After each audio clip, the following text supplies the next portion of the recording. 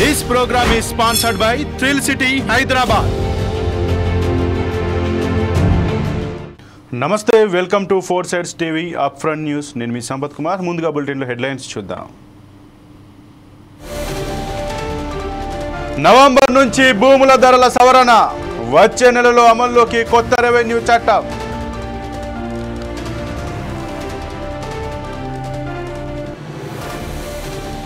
Pawan Tirumala tour schedule ఖరారు, October 3న శ్రీవారి దర్శనం.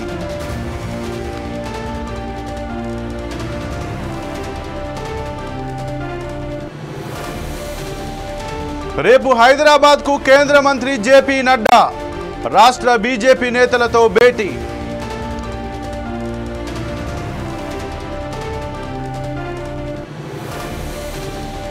మూసీ పరివాహక ప్రాంతాల్లో సర్వే, పోలీస్ బందోబస్తు మధ్య మార్కింగ్.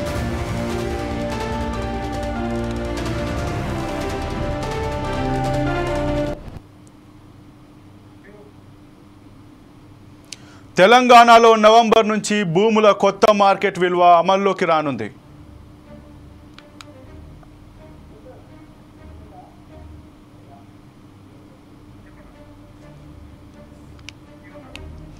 తెలంగాణలో నవంబర్ నుంచి భూముల కొత్త మార్కెట్ విలువ అమల్లోకి రానుంది.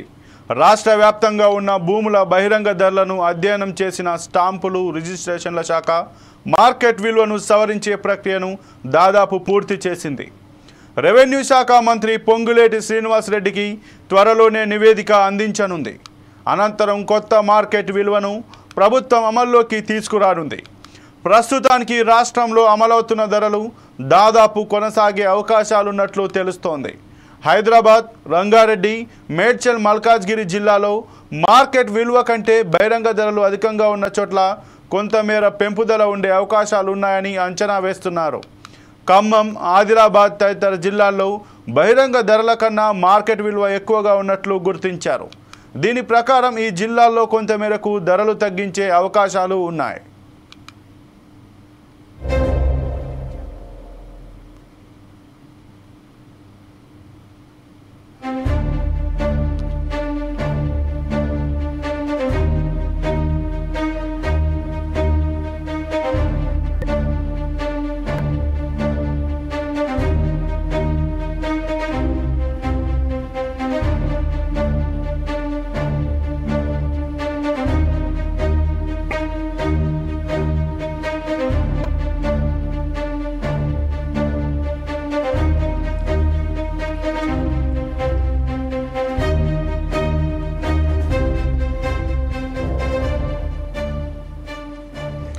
ప్రస్తుతం అమల్లో ఉన్న 7.5% రిజిస్ట్రేషన్ ఛార్జీలను సైతం కొంత తగ్గించేందుకు ఉన్న అవకాశాలను పరిశీలిస్తున్నారు.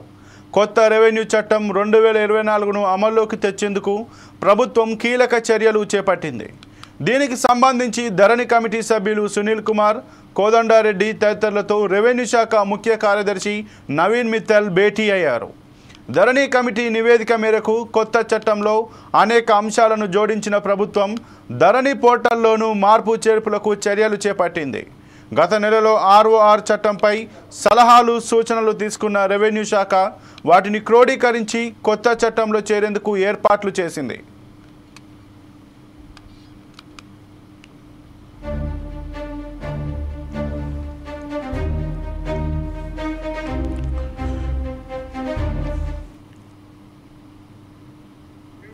తిరుమల కల్తీ నెయ్యి వివాదంలో సిట్ ఏర్పాటుపై జీవో విడుదల చేసింది ఏపీ ప్రభుత్వం. ఈ జీవోను ప్రభుత్వ ప్రధాన కార్యదర్శి రిలీజ్ చేశారు.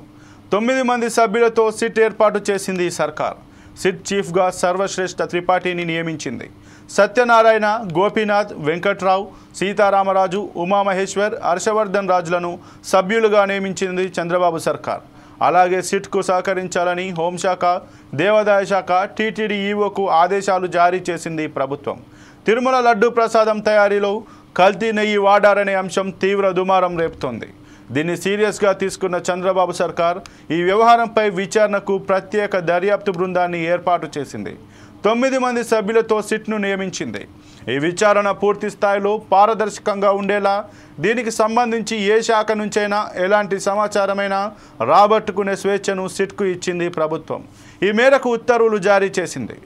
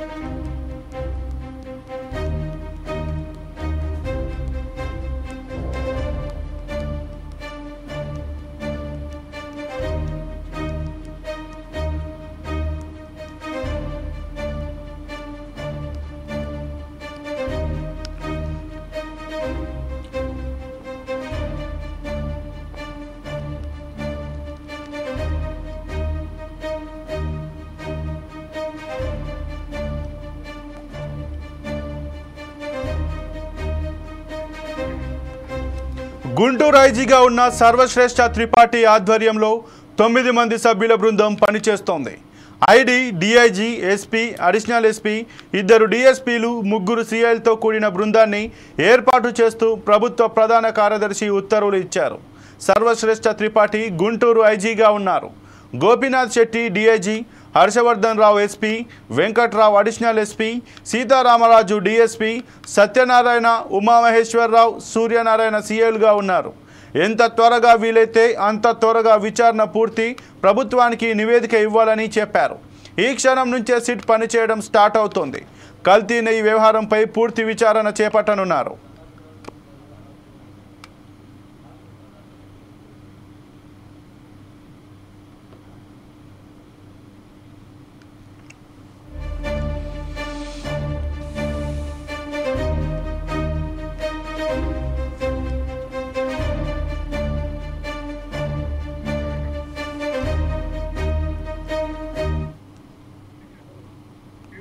ఏపీ ఉప ముఖ్యమంత్రి పవన్ కళ్యాణ్ తిరుమల షెడ్యూల్ ఖరారైంది. అక్టోబర్ 2వ తేదీ సాయంత్రం 4 గంటలకు పవన్ కళ్యాణ్ తిరుపతికి పయనమవుతారు. సాయంత్రం 5 గంటలకు కాలినడకన అలిపిరి మార్గంలో పవన్ కళ్యాణ్ తిరుమలకు వెళ్లనున్నారు. రాత్రి 9 గంటలకు పవన్ కళ్యాణ్ తిరుమల చేరుకోనున్నారు. 3వ తేదీ ఉదయం 8:15 శ్రీవారిని దర్శించుకుంటారు. 3వ తేదీ ఉదయం 9:15 నుంచి 11:30 వరకు అన్నదాన సముదాయం క్యూలైన్లను పవన్ తనిఖీలు చేస్తారు. సాయంత్రం 5:30 తిరుపతిలో నిర్వహించే వారాహి సభలో పవన్ పాల్గొంటారు. రాత్రి 8:30 రేణిగుంట విమానాశ్రయం నుంచి గన్నవరం వరకు పవన్ కళ్యాణ్ బయలుదేరి వెళ్తారు.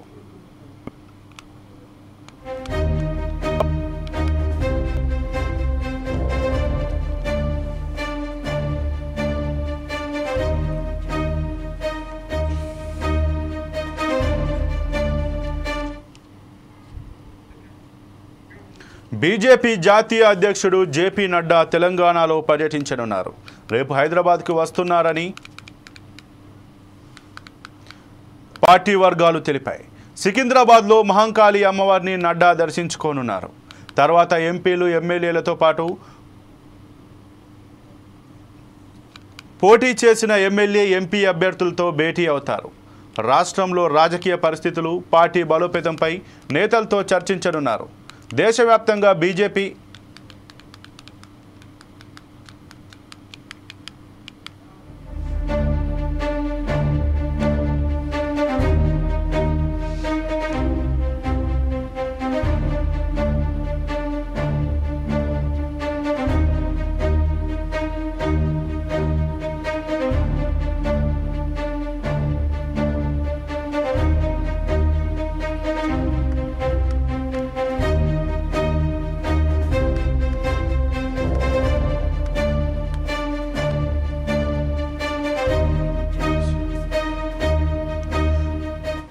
దేశవ్యాప్తంగా బీజేపీ మెంబర్షిప్ కార్యక్రమం కొనసాగుతోంది. ఈ నేపథ్యంలో గోషామహల్ నియోజకవర్గంలోని బేగం బజార్లో ఏర్పాటు చేసిన మెంబర్షిప్ అభియాన్ కార్యక్రమంలో ఆయన పాల్గొంటారు.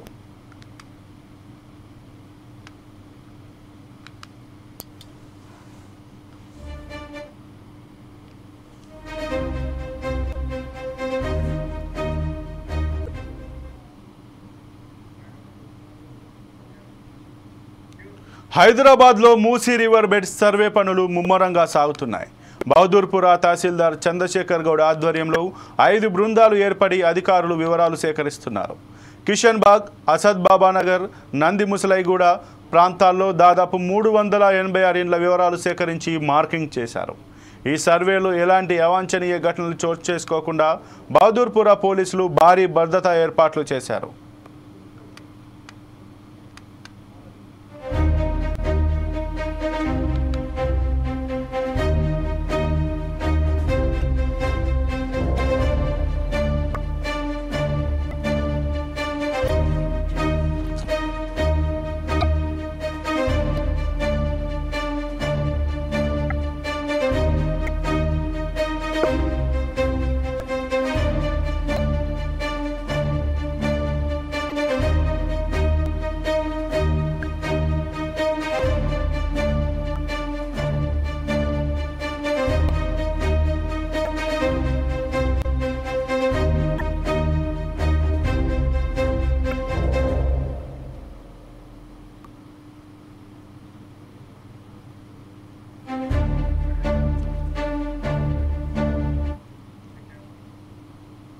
తిరుమల లడ్డూలో కల్తీ నెయ్యిపై టీడీపీ జాతీయ అధికార ప్రతినిధి తిరునగిరి జ్యోత్స్న స్పందించారు.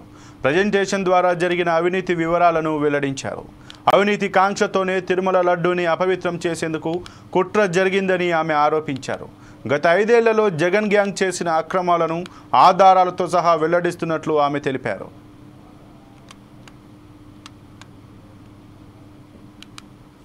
అనిమల్ ఫ్యాట్ అందులో యూజ్ చేశారు.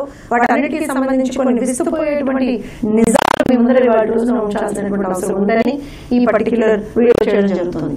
ఇక్కడ మనందరం చూస్తే గత కొన్ని సంవత్సరాలుగా అంటే 5 సంవత్సరాలుగా జగన్మోహన్ రెడ్డి గారి హయాంలో ఏటువంటి విషయాలు జరిగాయి తిరుమలలో అనేటువంటిది ఒకసారి చూద్దాం. ఇది తిరుమలకు సంబంధించినటువంటి లడ్డూకు సంబంధించినటువంటి ఆ ప్రసాదంలో వాడేటువంటి శ్రేష్టమైనటువంటి ఆవు నెయ్యి ఏదైతే వాడాలో దానికి సంబంధించినటువంటి అండ్ దాంతో పాటు కొన్ని మిగతా రా మెటీరియల్స్ కూడా సంబంధించినటువంటి tender documentation, tender eligibility criterias ఏవైతే వాళ్ళు చేంజ్ చేశారు, ఎందుకు చేంజ్ చేశారు, ఎవరు చేంజ్ చేశారు అవన్నీ తర్వాత మాట్లాడుకున్నా అసలు వాళ్ళు ఏం చేశారు, ఎక్కడ చేంజ్ చేశారు.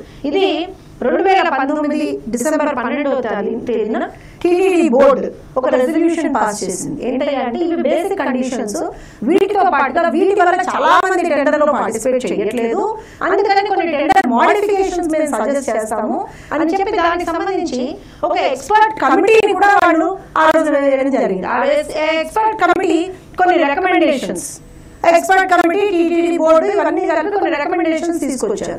ఏదైతే స్వామివారికి సంబంధించినటువంటి ఆ ప్రసాదాలకు సంబంధించినటువంటి ముడి పదార్థాలు ఉంటాయో అందులో నెయ్యి ముఖ్యమైనది. దానికి సంబంధించి జాతీయ స్థాయిలో ఉన్నటువంటి డైరీల నుంచి రాష్ట్ర స్థాయిలో ఉన్నటువంటి డైరీల నుంచి కొన్ని టిన్నులలో కూడా నెయ్యి తీసుకోవడం జరుగుతుంది. దాని ప్రొక్యూర్మెంట్ కోసం టెండర్స్ ని పిలవడానికి దానికి సంబంధించినటువంటి కొన్ని ఎలిజిబిలిటీ క్రైటీరియాస్ వీళ్ళు ఏ విధంగా మార్చారు. ముఖ్యంగా cow ghee special grade with Agmark through tankers, national wide diaries అంటే జాతీయ స్థాయిలో ఉన్నటువంటి డైరీలు ఏవైతే ఆ టెండర్ బిల్డింగ్ లో పార్టిసిపేట్ చేయాలి అంటే అప్పటి వరకు ఉన్న కండిషన్స్ ఏంటి, కండిషన్ నెంబర్ 18 ప్రకారంగా 3 సంవత్సరాలు మినిమం 3 సంవత్సరాలు వాళ్ళు ఇదే ఫీల్డ్ లో పనిచేస్తూ ఉండాలి. కండిషన్ నెంబర్ 19 ప్రకారంగా ఒక అట్లీస్ట్ ఒక 4 లక్షల లీటర్ల కౌ మిల్క్ ఆవు పాలు పర్ డే వాళ్ళు ప్రొక్యూర్ చేసుకుంటూ ఉండాలి. ఇది కండిషన్ నెంబర్ 20 ప్రకారంగా 8 టన్నుల cow milk fat processing capacity వాళ్ళకు ఉండాలి.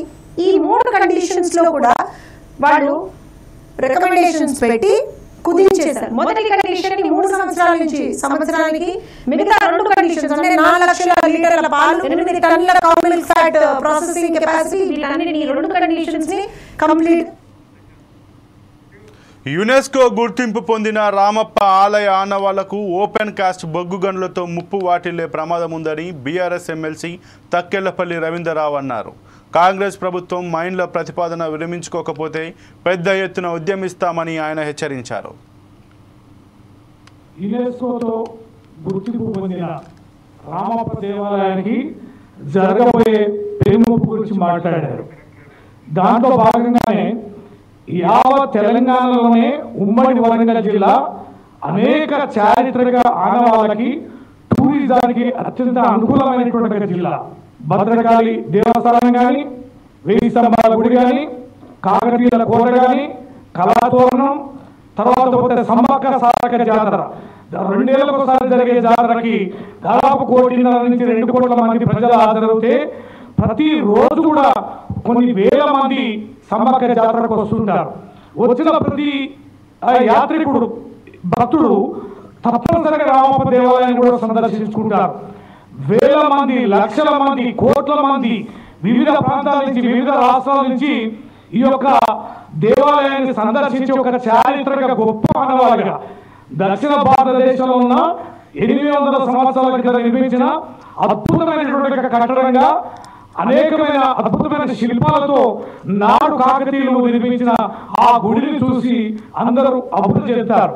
అందుకనే అంతర్జాతీయ సంస్థ అయిన యునెస్కో గుర్తించి ఆ గుర్తింపించిన ఏకైక దేవాలయం. అలాంటి దేవాలయానికి సంబంధించి పరిరక్షణకు గాను కొన్ని గైడ్ లైన్స్ ఉన్నాయి. ఆ గైడ్ లైన్స్ అనుగుణంగానే దీనికి సంబంధించి అది కూడా ఈ కాంగ్రెస్ ప్రభుత్వం పివి నరసింహరావు గారు పేరు పెట్టి పివి నరసింహరావు ఓపెన్ కాస్ట్ అక్కడ ప్రారంభించబోయేది. 300 మీటర్ల లోతులో ఆ యొక్క ఓపెన్ కాస్ట్ నిర్మించడానికి ప్రయత్నం చేస్తున్నారు. దీనిని మా ఉమ్మడి వరంగల్ జిల్లా అంతా కూడా ప్రతిష్టాత్మకంగా తీసుకుంటున్నాం. అటు పాండవుల గుట్టలు, ఇటు లగ్నవరం చెరువు, సమ్మక్క జాతర, ఇటు వరంగల్ సిటీ, మొత్తంగా వివిధ ప్రాంతాల నుంచి, వివిధ దేశాల నుంచి, వివిధ రాష్ట్రాల నుంచి వచ్చే ఈ తెలంగాణకు వచ్చే చాలామంది టూరిస్టులంతా కూడా ఖచ్చితంగా వరంగల్ జిల్లా సందర్శించుకొని పోతుంటారు. అందుటి ప్రపంచ పట్టణంలో గుర్తించబడిన, యునెస్కో గుర్తించబడిన రామప్ప దేవాలయాన్ని కూడా సందర్శించుకుంటారు. రామప్ప దేవాలయానికి సంబంధించి యునెస్కోతో గుర్తించబడిన రామప్ప దేవాలయాన్ని కూడా సందర్శించుకుంటారు. రామప్ప దేవాలయానికి సంబంధించి, ఆ కట్టడానికి సంబంధించి ఇప్పుడు ఓపెన్ కాస్ట్ కనుక ప్రారంభిస్తే ఖచ్చితంగా జరగబోయే నష్టాన్ని మా జిల్లా ప్రజలు ఎట్టి పరిస్థితుల్లో సహించరు. మా జిల్లా సంగతి తెలిసిన ఎవరు కూడా ఈ రకమైన ప్రయత్నం చేయరు. తెలంగాణ ఉద్యమంలో కానీ, చారిత్రక తెలంగాణ సాయుధ పోరాటం కానీ, నాడు నిజాంకాలం వ్యతిరేకంగా పోరాటాలు కానీ, భూస్వామ్య వ్యవస్థ మీద తిరుగుబాటు కానీ, లేదా రాష్ట్ర సాధనలో కానీ అనేక కీలకమైన ఘట్టాల్లో వరంగల్ జిల్లా అగ్రభాగాన్ని ఉంటుంది. మా తెరువు రాబాకండి, మా చారిత్రక ఆనవాళ్ళని చెరపబాకండి, కుట్రలు కుతంత్రాలు చేయబాకండి. మేము విజ్ఞప్తి చేస్తున్నాం. మా భారత రాష్ట్ర సమితి ఇటు హైదరాబాద్ నుంచి రాష్ట్ర పార్టీ తరఫున, ఉమ్మడి వరంగల్ జిల్లా తరఫున ఈ ప్రభుత్వాన్ని విజ్ఞప్తి చేస్తున్నాం. ఓపెన్ కాస్ట్ని మీరు మానుకోండి, అక్కడ తోవకండి. ఒకవేళ తవ్వడానికి ప్రయత్నం చేస్తే మర్యాదపూర్వకంగా ఈరోజు ఏ రకంగానైతే మేము చెప్తున్నామో మిగతా ఈ ఉద్యమ రూపంలో పోయి మీ పునాదులు పెగిలించడానికి, ఆ మీ పునాదులని ఆ యొక్క ఓపెన్ కాస్ట్లో కలపడానికి మేము సిద్ధంగా ఉన్నాం. తీవ్ర పరిణామంగా దీన్ని హెచ్చరికగా ఈ ప్రభుత్వం తీసుకొని అలాంటి ప్రయత్నాలను తక్షణమే మానుకోవాలి. చారిత్రక ఘట్టాలపైన ఏ రకమైన మరక అంటించడానికి, నష్టం చేయడానికి ప్రయత్నం చేస్తే ఈ ప్రభుత్వానికి బుద్ధి చెప్పడానికి వరంగల్ జిల్లా ప్రజలు కూడా సమయం వస్తే ఉద్యమం చేయడానికి సిద్ధంగా ఉండాలని ఈ సందర్భంగా మీడియా ద్వారా, మీ ద్వారా విజ్ఞప్తి చేస్తున్నాం. తక్షణమే ఉపసంహరించుకోవాలని ప్రభుత్వాన్ని హెచ్చరిస్తున్నాం. యునెస్కోతో గుర్తింపు పొంది ఇక ఇవి ఇప్పటివరకు బులెటిన్లో ఉన్న అప్డేట్స్. మరిన్ని అప్డేట్స్ కోసం చూస్తూనే ఉండండి 4 Sides TV.